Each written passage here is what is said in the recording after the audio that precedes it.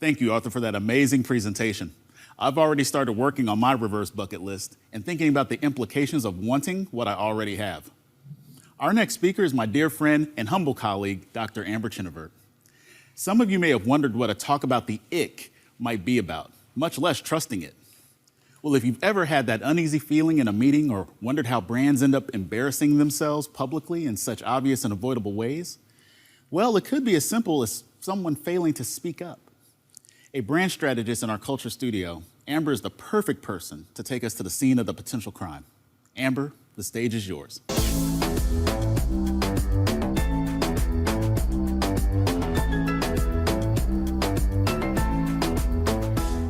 Ick, or the ick.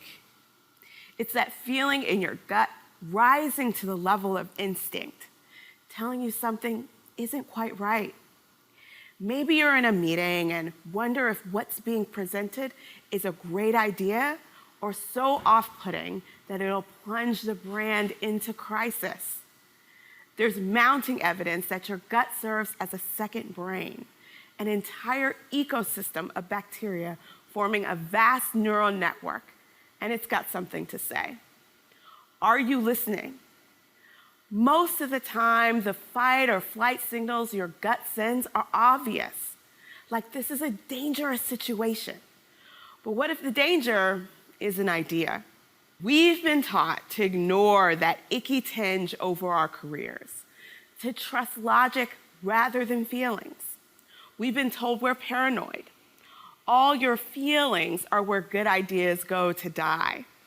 Still, your experiences and even your fears inform your gut. Some icky feelings may be grounded in data you've been exposed to. Others may have been tied to a bias you hold. In this way, you could be uncomfortable with a point of view, audience, or experience that's different from what you've grown accustomed to. Either way, what you're feeling is real. And if you work in marketing and want to do great, impactful work, you should expect that discomfort and disagreement will come knocking at your door eventually. So you must prepare for it. Before judging work or considering idea, warm up your ick detector with business insights questions. What are category norms or values? Who does the brand want to be in the world? What are the brand's core values?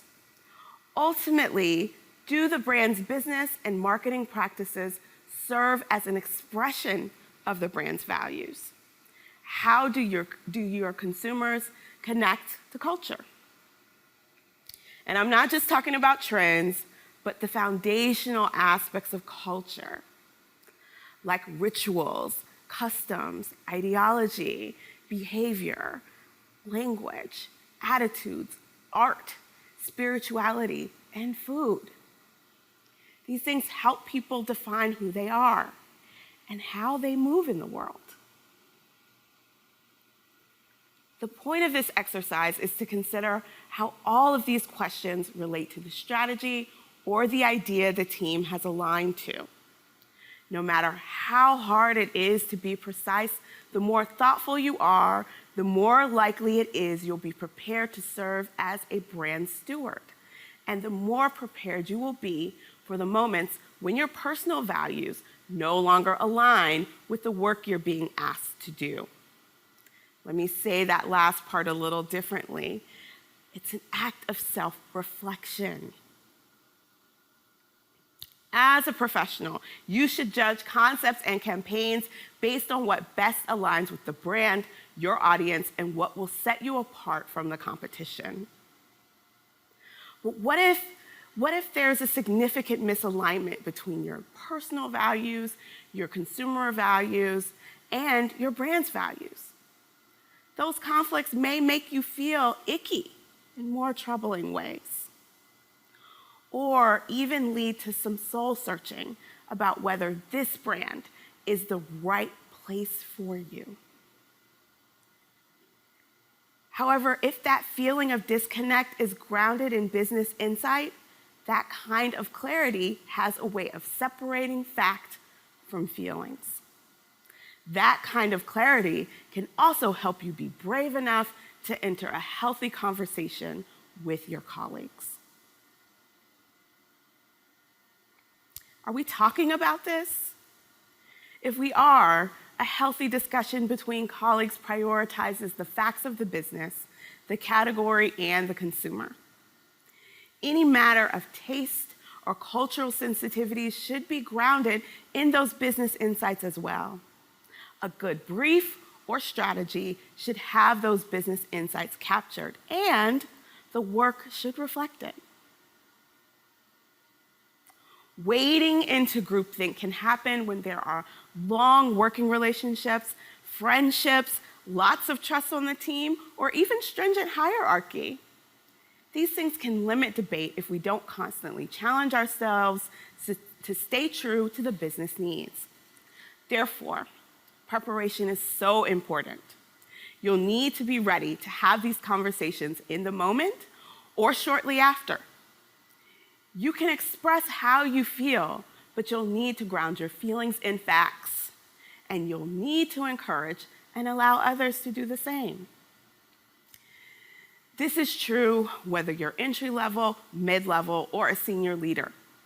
It's up to all of us to create space for others to think differently.